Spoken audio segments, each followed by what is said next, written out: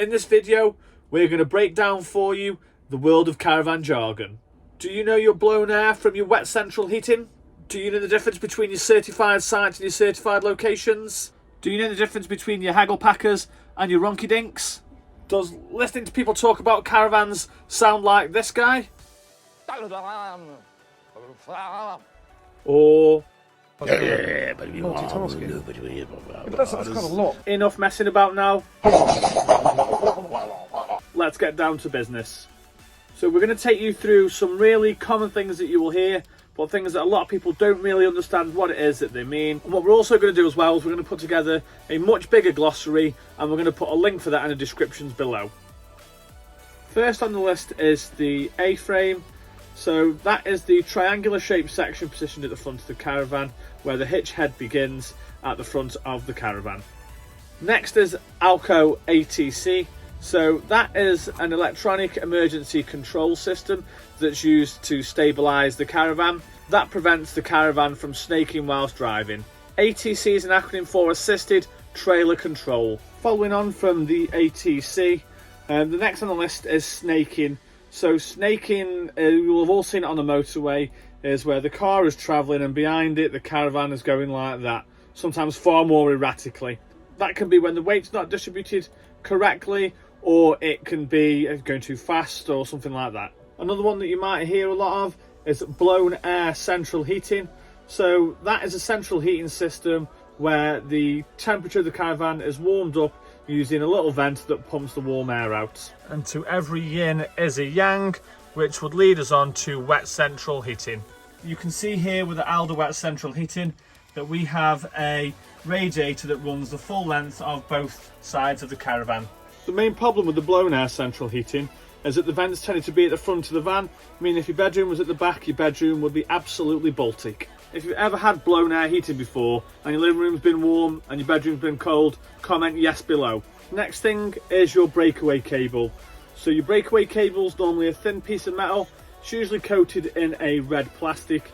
It's a safety device which is intended to attach to your car, that should the caravan come off the hitch, that it's attached to something different other than the actual tow bar itself, to make sure the caravan doesn't roll away in either direction and cause any more damage.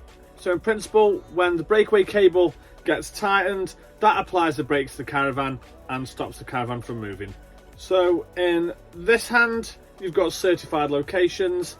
In this hand, you've got certified sites. So one is for the Caravan and Motorhome Club and one is for the Caravan and Camping Club.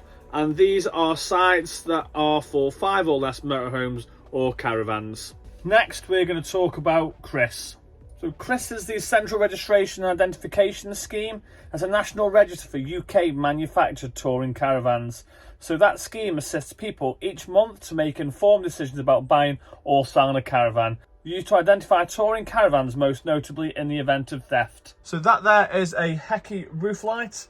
So Heiki is a well-known brand for its caravan roof lights, fitted in most modern caravans and are usually fairly square in shape.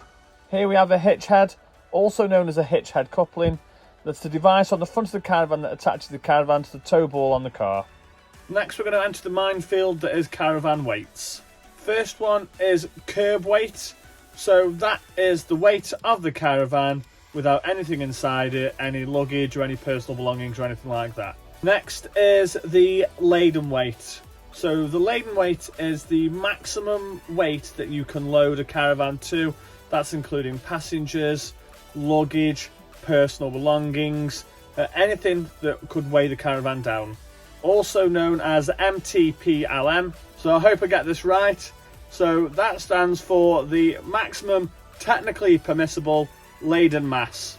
So that is the maximum weight that the caravan can be, including luggage and personal belongings. That information can usually be found on the caravan door. Getting really technical now. So next is the MiRO, or the MRO, which is mass in running order. So that is the standard weight of the caravan when it's been built to the manufacturer's standard specification. And then we talk about the payload. So payload is the difference between the MRO and the MTPLM. That's just the allowance in the middle, the bit that you get to play with in terms of loading the caravan up. that's also known as the shite you get to take. So last for the weight is the unladen weight. So it's the same as the MRO. So that is the basic weight of the caravan with the shell and all of its essential internal belongings. Next on the list is Stabiliser. So Stabiliser, once again, is your Alko ATC. That is just a device which stops the caravan from snaking, keeping you safe. Berth, spelled B-E-R-T-H. Berth is how many people can sleep inside the caravan. So 4 berth is 4 people, 6 berth is 6 people. The toilet cassette.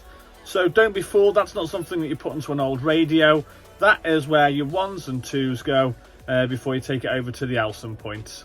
A dinette is a dining area that converts into a bed. Next is the double Ds, so the double dinette. So that is an area usually at the rear of the caravan which converts into a sleeping area. So if you have dinettes or double dinettes, the chances are that you're caravanning or camping with kids. So that means one thing that's going to be important to you is security. So definitely check out the security video here.